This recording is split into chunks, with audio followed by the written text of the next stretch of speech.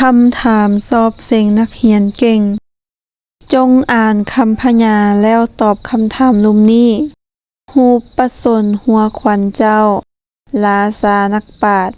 แม่น้ำใหญ่หัวคำนำ เสน้อยบวกหมู สั่งพากันตนลงห้วย หากินแด่นต่อ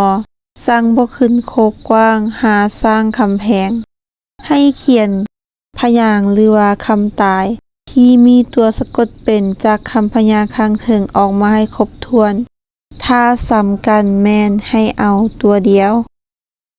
สบายดีน้องๆนักเรียนทุกคน มื้อนี้มาพบกับอาจารย์ดวงมาลาคือเก่า มื้อนี้อาจารย์จะพาพวกน้องไปแก้หัวบทสอบสิ่งนักเรียนเก่งชั้นม. .7 ใน EP ที่15แล้วสำหรับผู้ใดที่เข้ามาก็อย่าลืมกดไลค์กดแชร์คลิปของอาจารย์นำและสำหรับผู้ใดที่ว่าเข้ามาใหม่ก็อย่าลืมกดติดตามช่องของอาจารย์เด้อแล้วสำหรับผู้ใดที่ว่าสนใจ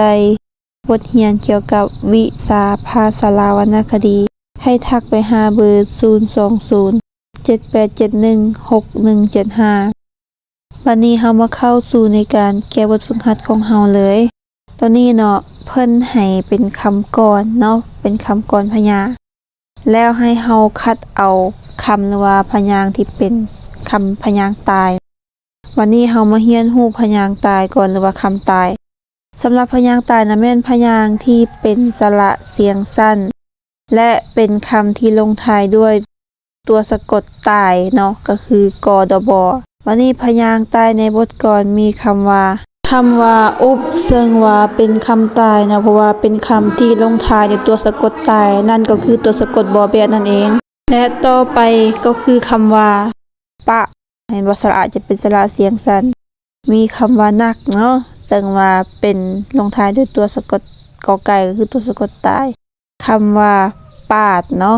คือลงท้ายด้วยตัวสะกดดอเด็กและคำว่าบวกคำว่าโคกและคำว่าและคือคำที่เป็นพยางค์ตายนะมีอยู่2อันเนาะก็คือคำที่เป็นสระเสียงสั้นและคำที่ลงท้ายด้วยตัวสะกดตายซึ่งว่าตัวสะกดตายมันบ่สามารถใช้วรรณยุกต์ได้เนาะวันนี้ต่อไปพยางค์เป็นเนาะแม่นพยางค์ที่ลงท้ายด้วยตัวสะกดเป็นซึ่งว่ามีตัวสะกดงองัวยอยุงนอนกมอแมวและวอวีนั่นเองวันนี้เฮามาเบิ่งพยางค์เป็นในบทกลอนนะมีคำว่าสนคำว่าขวัญคำว่าน้อยคำว่าสังคำว่ากันคำว่าโตนคำว่าหลงคำว่าหวยห้วยเนาะคำว่ากินคำว่าแตนคำว่าขึ้น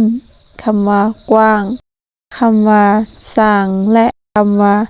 แพงนั่นเองเนาะนั่นก็เป็นพยางค์เป็นในบทกลอนข้างถึงซึ่งว่าเป็นคำที่ลงท้ายด้วยตัวสะกดเป็นนั่นก็เป็นการแก้บทฝึกหัดสำหรับใน EP ที่15สำหรับผู้ใดที่ว่ามีหยังอยากจะแลกเปลี่ยนแม่นสามารถคอมเมนต์ได้ที่ใต้คลิปแล้วพบกันใหม่ในคลิปต่อไป